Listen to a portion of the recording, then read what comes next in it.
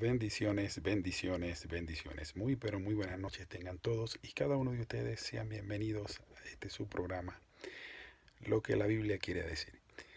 En esta noche le doy muchas gracias a Dios por la oportunidad que me da en este momento de poder grabar este pequeño estudio que vamos a hacer con toda la intención de que todos los hermanos en la fe que tengan en su corazón el deseo de llegar a conocer cada día más a Dios y acercarse a Él, puedan tener la oportunidad a través de esta red social que es el YouTube y, y poder acercarse más a Dios a través del estudio de la palabra.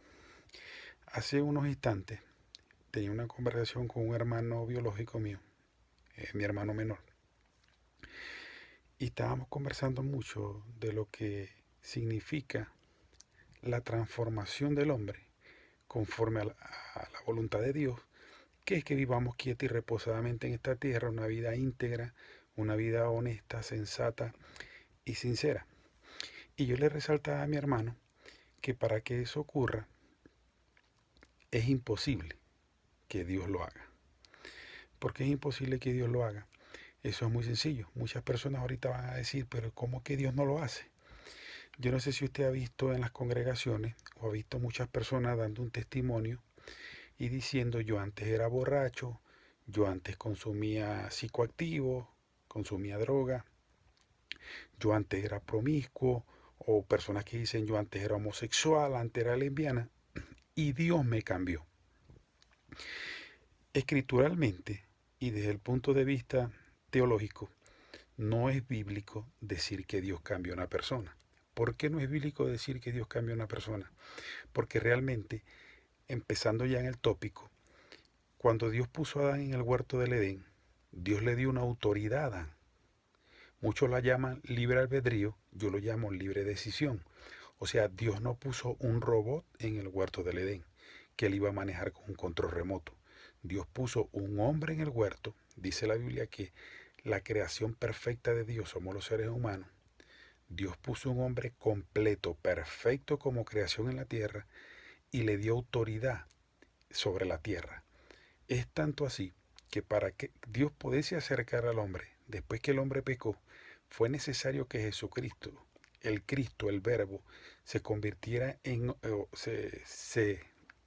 de alguna manera, se suprimiera de su gloria y se hiciera hombre en Jesús para poder tener un contacto directo con nosotros los hombres, de alguna manera, poder acercarse a nosotros en la condición de pecado que nosotros estábamos. Esa autoridad moral que tiene Dios ahorita por medio del sacrificio que hizo Cristo para acercarse de nosotros, por supuesto Satanás no la tiene. Satanás no nació de mujer, Satanás nunca tuvo un cuerpo corruptible como el que tenemos nosotros. Satanás no puede sentir lo que nosotros sentimos. Satanás, de alguna manera, una de las cosas que lo ha hecho a Satanás en contra de los seres humanos es que la Biblia dice que Dios nos hizo a nosotros semejante a Él. La Biblia dice que Dios nos hizo conforme a su imagen y semejanza. Satanás no. Satanás es espíritu. Satanás no tiene cuerpo físico. Satanás no tuvo el privilegio que Dios le dio a la raza humana. Privilegio que tuvo Cristo, porque era necesario que Él viniera y se hiciera hombre en Jesús para poder cumplir el plan perfecto de salvación y la raza humana no se perdiera, porque estábamos muertos en nuestros delitos y pecados. Dice Romanos capítulo 2, verso 23, que todos estábamos muertos en nuestros delitos y pecados, pero que cuando abundó el pecado, sobreabundó la gracia que es en Cristo Jesús. Entonces, yo quiero aclarar hoy ese tema desde el punto de vista escritural, porque no es bíblico decir que Dios cambia al hombre. La Biblia dice que Dios pone el querer como el hacer en el hombre. Una cosa es poner el querer como el hacer y otra cosa es que Dios tenga una varita mágica para que nosotros cambiemos. Y para romper de una vez ese paradigma, yo quiero ponerte a pensar en esta noche. Y yo quiero que tú analices esto. Si Dios realmente nos pudiera cambiar, entonces el mundo fuera más fácil. Dios nos cambia a todos y ya. Y como la Biblia dice que Dios no hace acepción de personas, Dios agarra los más de 6.000 millones de habitantes que tiene la tierra y simple y llanamente como una varita mágica nos cambia ya. ¿Ustedes creen que si Dios nos pudiera cambiar, si Él tuviera el poder de coercionarnos a nosotros para cambiarnos, este mundo no estuviera perdido como está? Este mundo no estuviera en las condiciones que está. Entonces, yo quiero que vamos entrando en el tópico y vamos a ir de alguna manera esmenuzando, vamos a lanzarnos un clavado espiritualmente hablando en la palabra para que ustedes vean que la transformación del hombre es primero una decisión del hombre. En este caso estoy hablando de una manera genérica, de la mujer y del hombre. El hombre o la mujer que no toma la decisión de entregarle su vida a Jesucristo y no toma la decisión de darle un cambio a su vida, nunca va a cambiar. Porque si fuera así, Dios le quitara la cerveza de la mano a los borrachos, le quitara el vaso de whisky. Si fuera así, cuando el drogadicto o la persona que consume psicoactivo se va a llevar la droga a su cuerpo, Dios se lo pudiera quitar y se la quita y lo cambia y punto. Pero es una decisión que el hombre tiene que tomar. Entonces, vámonos rápidamente a Proverbios capítulo 4, desde el verso 23. Y vamos a ver aquí cómo el rey Salomón, el segundo hombre más sabio sobre la tierra, que dice la Biblia que no habrá otro hombre con la sabiduría que tuvo Salomón. Digo el segundo porque el primero fue Jesucristo. He ahí Jesucristo mayor que Salomón. Y dice Proverbios 4:23 de esta manera. Sobre toda cosa guardada, guarda tu corazón, porque de él mana la vida. La palabra corazón, aquí en hebreo, en Proverbios capítulo 4, verso 23, en el griego significa mente. No es el corazón que bombea la sangre que está dentro en el pecho. Es la mente.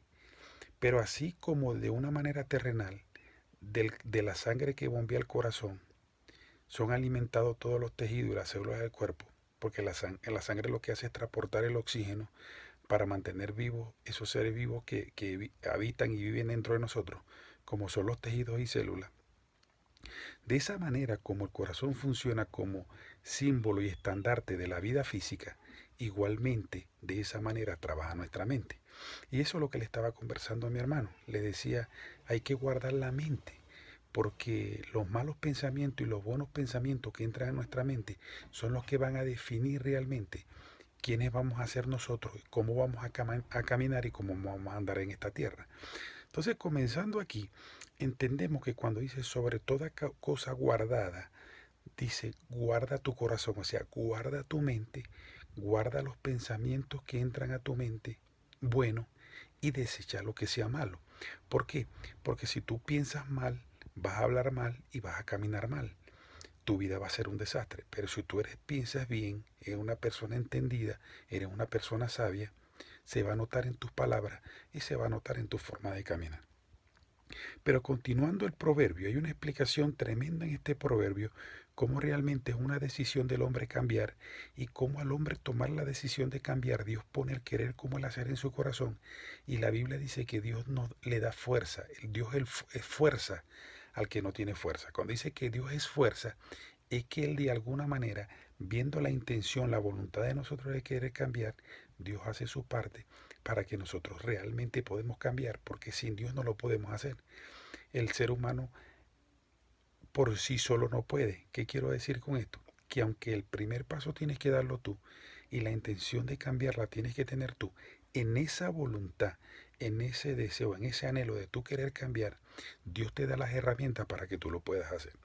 Entonces, leemos el 23, pues estamos en Proverbios capítulo 4, verso 23, y vamos al 24. Dice, sobre toda cosa guardada, guarda tu corazón, porque de él mana la vida. Verso 24. Aparta de ti la perversidad de la boca. Mire cómo el rey Salomón en el verso 24 aclara de que no es Dios quien aparta, de que es la persona quien tiene que apartarlo. Dice, aparta de ti. El concepto más estricto de apartar es que uno en su voluntad, es como si uno en su voluntad quitara un obstáculo y lo echara hacia un lado. Pero en este caso, como viene hablando la elección del pensamiento, de la mente, cuando dice sobre toda cosa guardar, guarda tu corazón, ya nosotros sabemos que Salomón se está refiriendo a los pensamientos. Y dice, aparta de ti la perversidad de la boca. no podemos apartar la perversidad de nuestra boca, o sea, el hablar mal o hablar palabras de maldición, si primero no guardamos nuestra mente de que no entren las palabras y los malos pensamientos. Entonces dice, y aleja de ti la iniquidad de los labios.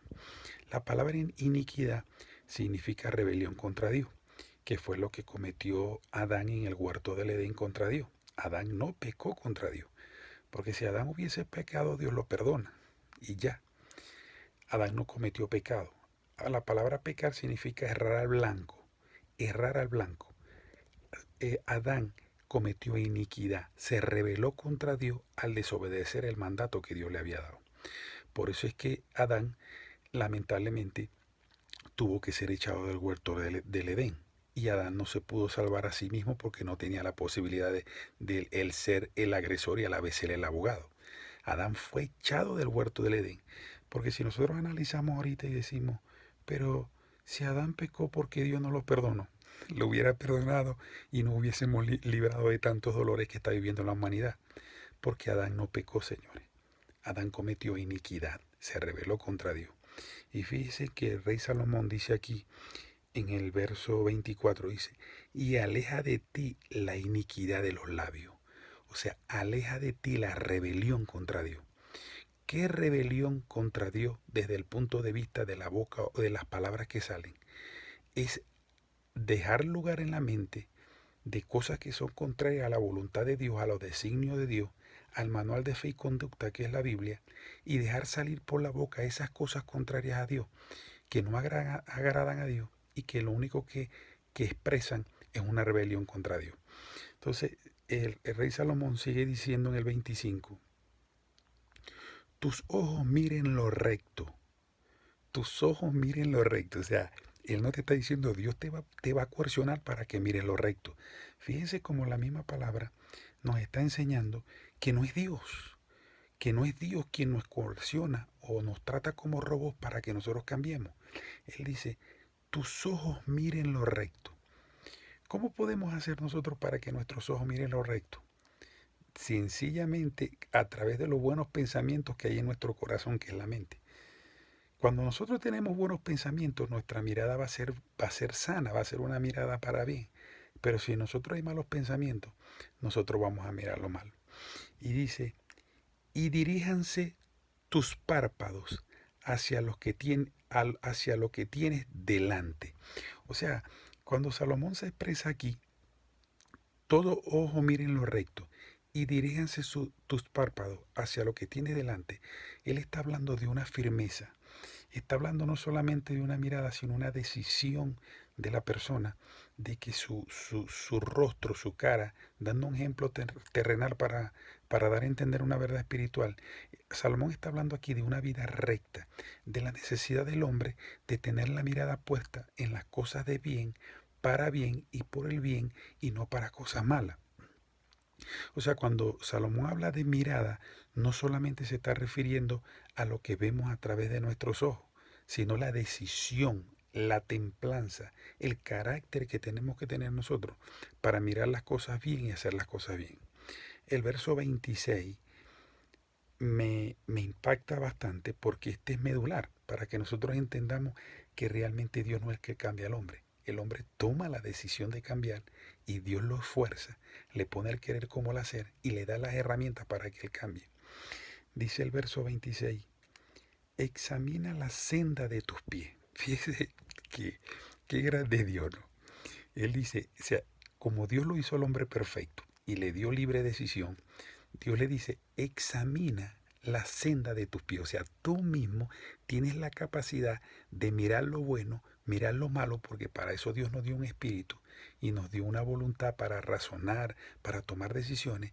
Y prácticamente Dios dice, antes de que sea yo quien te examine, examínate tú mismo, porque yo te di la posibilidad de que tú veas lo bueno y tú veas lo malo y tú mismo te puedas volver de tu mal camino. Y dice, examina la senda de tus pies y todos tus caminos sean rectos, todos tus caminos.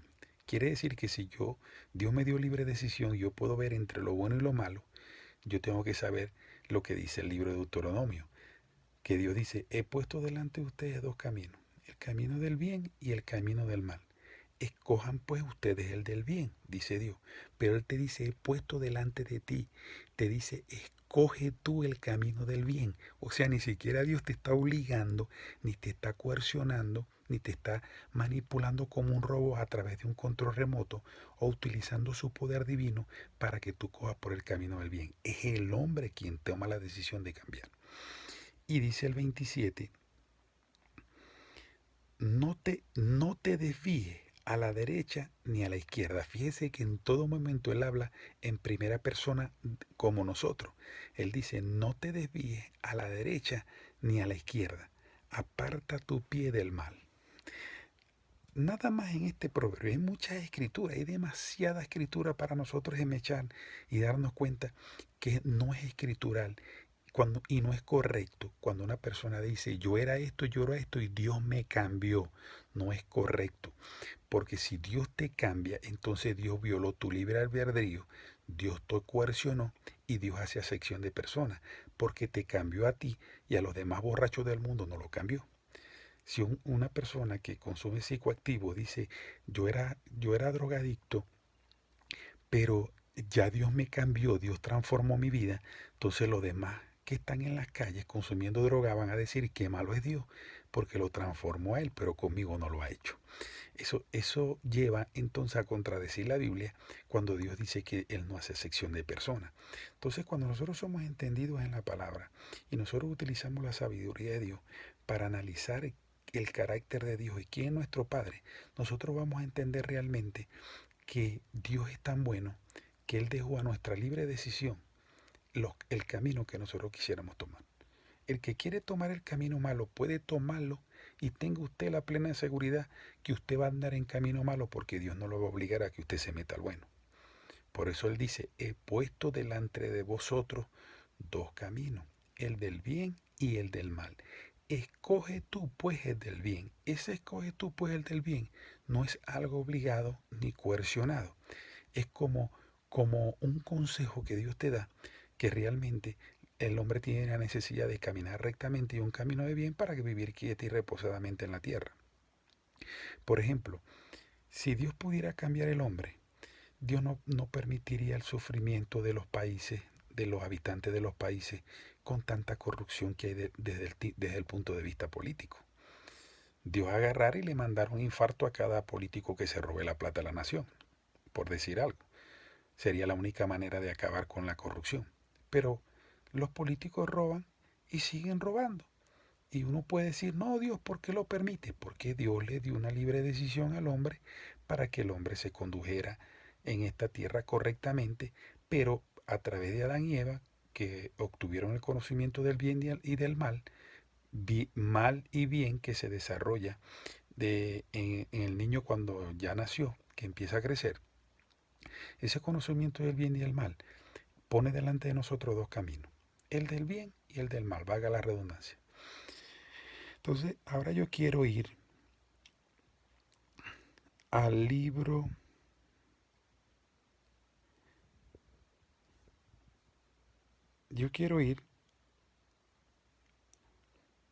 de Romanos, capítulo 8, verso 13, y dice textualmente de esta manera, porque si vivís conforme a la carne, moriréis, hablando del camino del mal. Mas si por el Espíritu hacéis morir las obras de la carne, viviréis. Porque dice, mas si por el Espíritu hacéis morir las cosas de la carne, viviréis. Porque recuerden que cuando nosotros no tenemos a Cristo en nuestro corazón, nosotros estamos muertos en nuestros delitos y pecados. Nosotros estamos en rebelión contra Dios, estamos separados de Dios y estamos en muerte espiritual. Tenemos nombre de que vivimos, pero estamos muertos, porque aunque estamos vivos físicamente, estamos muertos espiritualmente. Entonces la Biblia dice, porque si vivís conforme a la carne moriréis, es porque el hombre que vive conforme a la carne, conforme a su libre gobierno, conforme a su libre decisión, en el camino malo apartado de Dios, ese hombre está muerto espiritualmente. Pero aquí la muerte de la que está hablando el escritor del libro romano, en este caso el apóstol Pablo, está hablando de una muerte espiritual. Está hablando de una muerte espiritual conforme a Dios, que es la verdadera muerte. Porque realmente la muerte el concepto más estricto de la muerte es estar separado de Dios. Una persona aún puede estar viva físicamente, pero espiritualmente estar muerta con respecto a Dios. Y dice, mas si por el Espíritu hacéis morir las obras de la carne, porque dice, por el Espíritu hacéis morir las obras de la carne. Los que son estudiosos de la palabra y los que son entendidos de la palabra, dicen que el Espíritu Santo lleva al hombre a toda verdad y lo convence de pecado y de juicio. Quiere decir que cuando nosotros le damos lugar al Espíritu Santo en nuestra vida, a través del arrepentimiento de nuestra iniquidad y pecado contra Dios, y a través del lavamiento de la sangre de Jesucristo, que hace en el mundo espiritual al hombre con respecto a Dios, que es lo que permite que nosotros seamos otra vez reconciliados con respecto a Dios, es lo que nos lleva a nosotros a poder cambiar a través de esa relación que tenemos con el Espíritu Santo, que es el que nos lleva al conocimiento de la verdad. Nosotros no podemos cambiar si no nos es mostrado el camino del bien. ¿Y cuál es el camino del bien? La palabra de Dios, que es el manual de fe y conducta, que lleva al hombre a vivir una vida íntegra y recta en la tierra con respecto a los hombres y con respecto a lo que es la voluntad de Dios. Entonces, eso es lo que quiere decir este verso. Porque si vivís conforme a la carne, moriréis. O sea, no hay una vida espiritual renovada con Dios. Mas si por el Espíritu, entrando a través del sacrificio que Cristo hizo por nosotros, cuando nosotros aceptamos en el corazón, entra el Espíritu Santo a morar en nosotros y dice, mas si por el Espíritu hacéis morir las obras de la carne, viviréis. No pueden haber obras buenas en una persona si no está el Espíritu Santo en ella. Porque el Espíritu Santo es el que nos enseña, es el que nos guía y es el que nos lleva a través de la voluntad de nosotros que se la cedemos a Dios de alguna manera. Cuando decimos cedemos es que le decimos, Señor, ayúdame a cambiar. Señor, dame la fuerza que yo necesito para vencer la tentación. Señor, dame la endereza, la templanza, la rectitud que yo necesito para vivir una vida quieta y reposadamente en la tierra y vivir una vida con pudor y honor que honre tu santo nombre. Es la única manera que lo podemos hacer. Entonces, ya hemos entendido a través de lo poco que hemos estudiado en esta noche que realmente el hombre no cambia porque Dios lo cambia.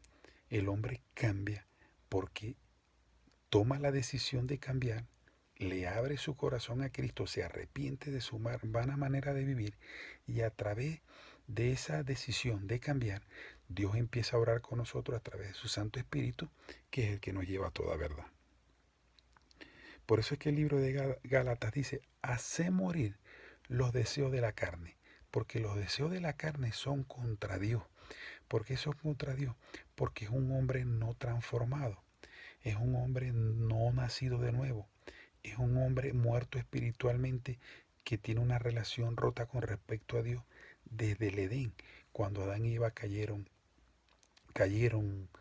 en iniquidad a rebelarse contra los edictos y los mandatos de la ley primigenia que Dios le había dado a Adán.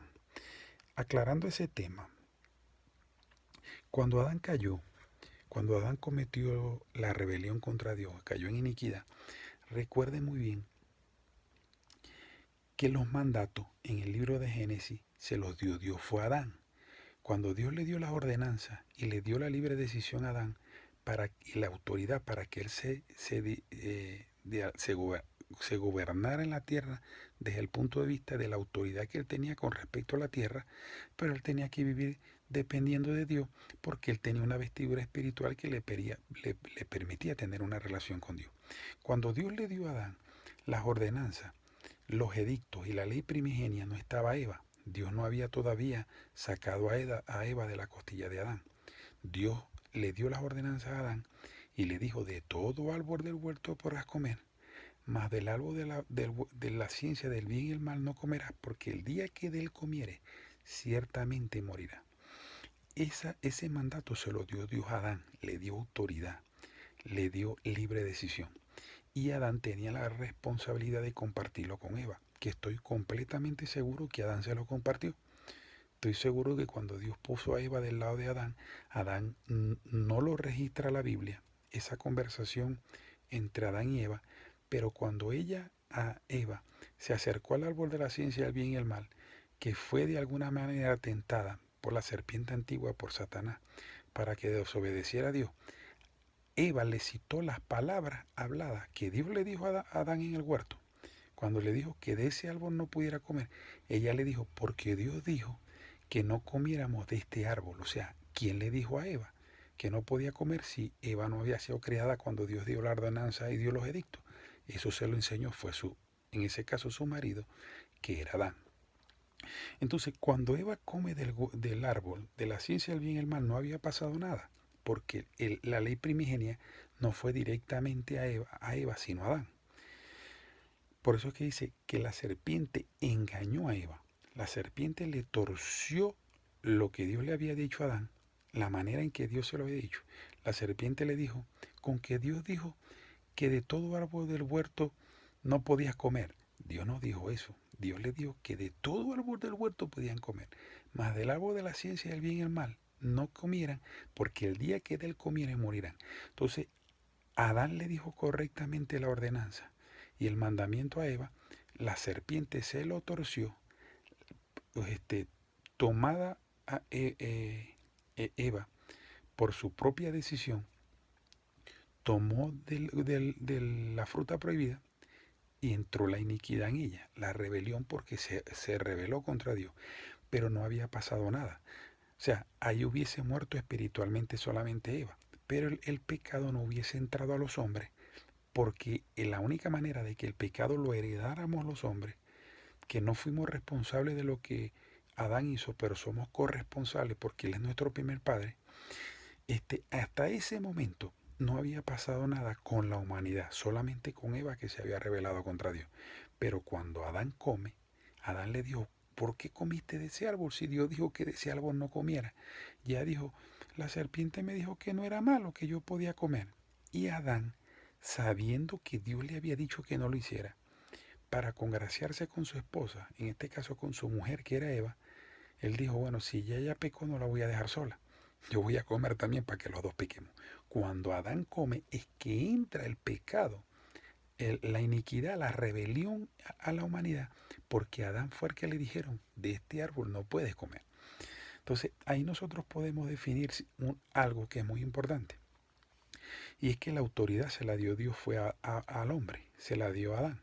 En este caso no fue a Eva. Pero en ningún momento, por tener a Adán la autoridad, tenía que tener en menos a Eva, ni la podía menospreciar, porque él mismo dijo, me has dado una mujer que es carne de mi carne. Por eso es que las mujeres tienen una valía y tienen un valor muy grande en lo que es la humanidad, porque Dios le dijo a Adán, no es bueno que Adán esté solo y voy a ser ayuda idónea para él. O sea, las mujeres son necesarias, son demasiado importantes en este planeta, porque realmente debería ser una vida bastante triste que en esta vida hubiéramos puros hombres.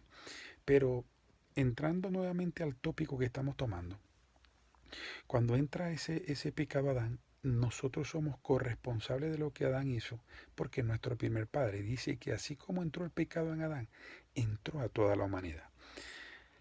Así como Adán tenía limitaciones y Dios le puso este límite a la autoridad que él tenía, igualito lo tenemos nosotros.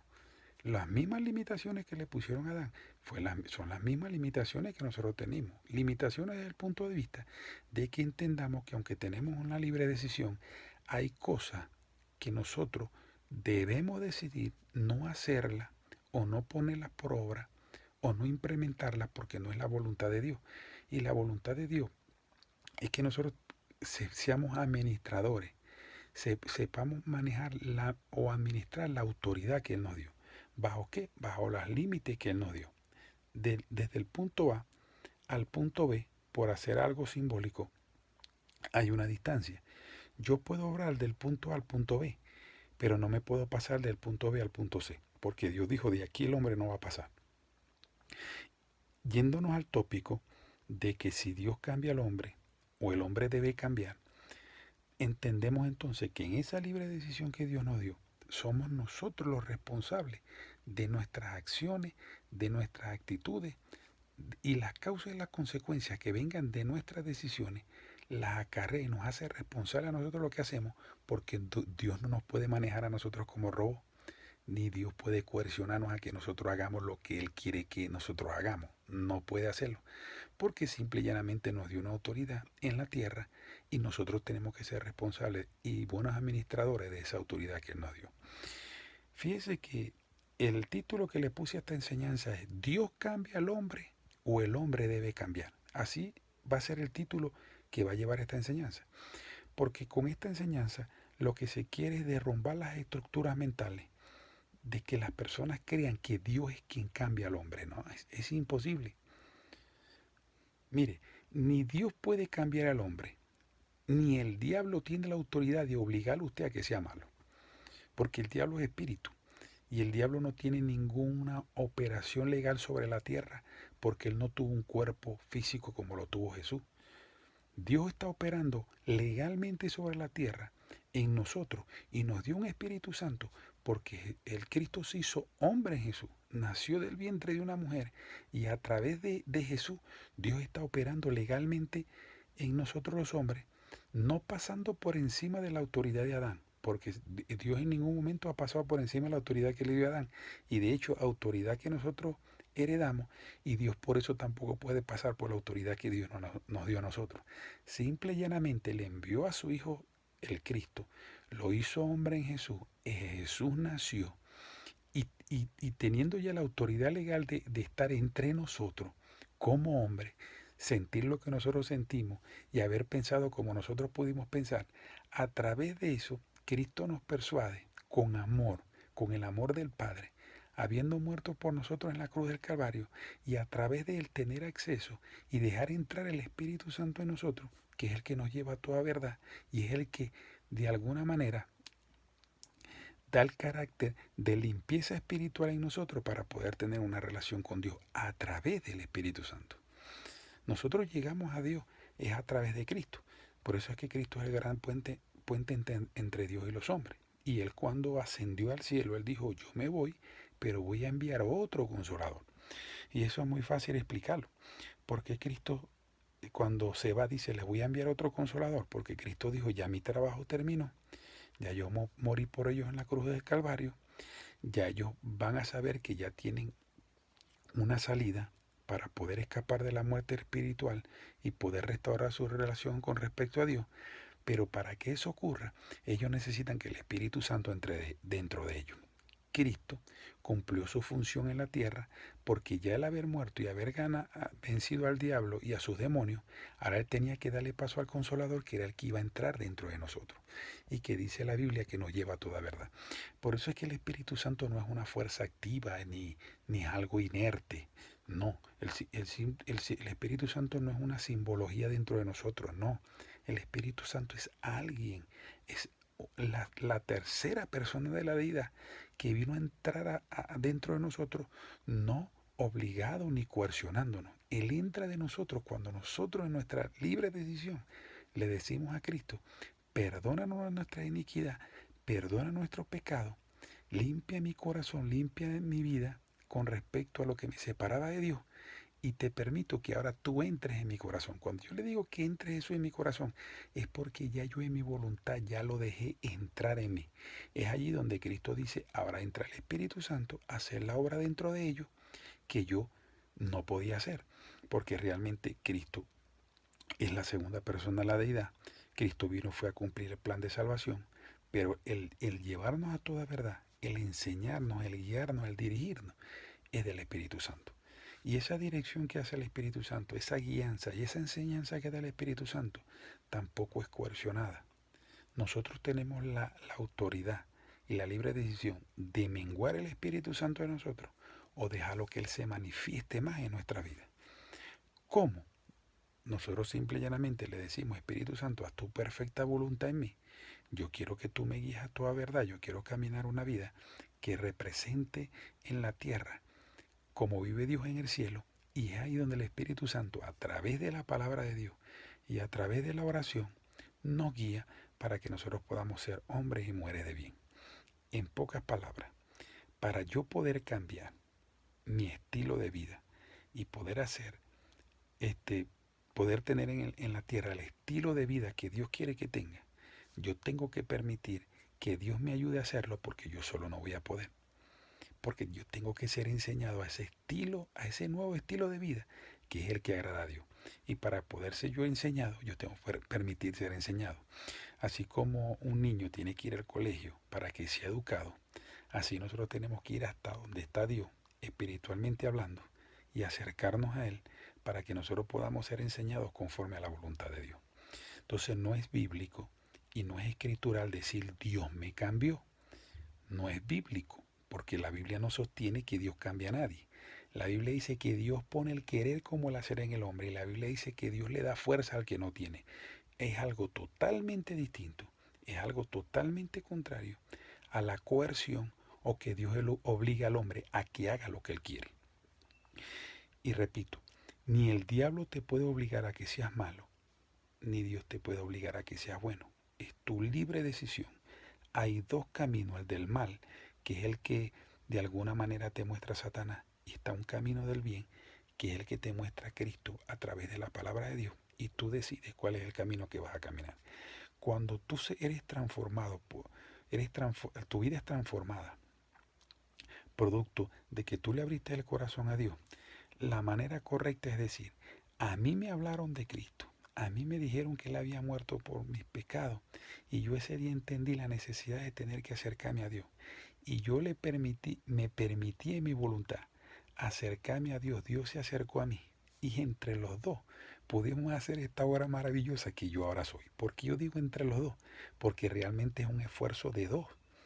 Uno, la voluntad de nosotros de cambiar. Y dos, la transformación que se da en nosotros producto de la guianza y la enseñanza del Espíritu Santo a través de la palabra de Dios. Entonces, claro que toda la gloria la tiene Dios, porque sin Él no podemos cambiar. Pero Dios no nos puede cambiar si nosotros no podemos cambiar. Entonces es necesario que nosotros le abramos nuestro corazón a Dios y nosotros seamos sensatos. Veamos el estilo de vida que tenemos, la manera en que estamos caminando en esta tierra y le digamos a Dios, Señor, ayúdame a cambiar, que yo tengo el deseo y el anhelo de cambiar mi vida para vivir una vida que te agrade a ti. Eso significa morir a uno mismo para vivir el estilo de vida que es la voluntad de Dios, de la manera en que nosotros vivamos sobre esta tierra. Así de sencillo.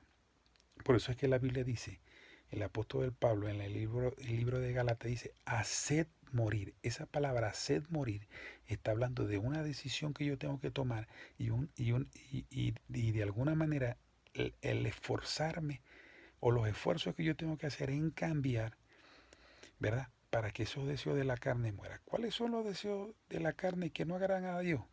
Un hombre caminando en la tierra, dejando a un lado lo que es la palabra de Dios, que es el manual de fe y conducta que Dios nos dejó para que nosotros camináramos en la tierra. Así de sencillo. Entonces nosotros tenemos que tomar la decisión de hacer morir esos deseos y Dios nos va a ayudar a que eso tenga un feliz cumplimiento. Entonces no es correcto decir que Dios cambia. Porque si nosotros decimos que Dios me cambió a mí, entonces ¿por qué no cambia a los demás? Porque la gran mayoría del planeta, por decir la mitad más uno, que es la mayoría, no quieren saber nada de Dios, no les interesa saber nada de Dios, y porque hay unas personas que si viven una vida o vivimos una vida conforme a la voluntad de Dios. ¿Por qué? Porque Dios no obliga a nadie y Dios no coerciona a nadie y Dios nunca va a hacer algo que viole en la libre decisión que Dios le dio a Adán en el huerto del Edén. Es tanto así que Adán tomó la decisión de comer del árbol y Dios le pudo haber dicho, epa, Adán, epa, no vayas a comer, acuérdate que yo te dije que no comiera. Dios no le dijo nada. Dios dejó que Adán actuara conforme a la libre decisión que le dio. Y para terminar esta enseñanza, yo quiero de alguna manera llevarte a través de este video, a través de esta enseñanza, a que tú examines tu corazón, como dice el rey Salomón en el libro de Proverbios capítulo 4, que tú examines tu corazón. Cuando hablo de corazón estoy hablando de la mente, que tú examines tu vida, que tú examines la manera en que tú estás caminando en esta vida.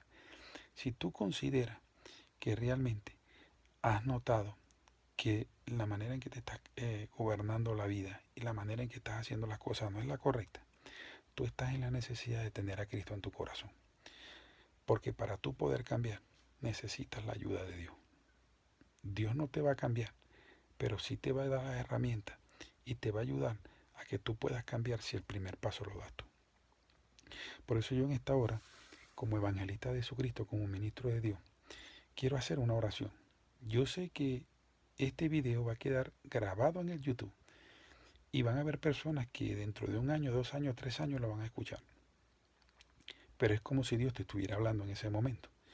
Yo quiero hacer una oración de fe, que si tú realmente quieres abrirle tu corazón a Cristo y tú quieres cambiar, tú quieres esa ayuda de Dios para poder ser otro tipo de persona con respecto a la que ahora eres, tú repitas esta oración conmigo. Señor Jesucristo, en esta hora he escuchado tu palabra y he entendido que tú has puesto delante de mí 2 caminos.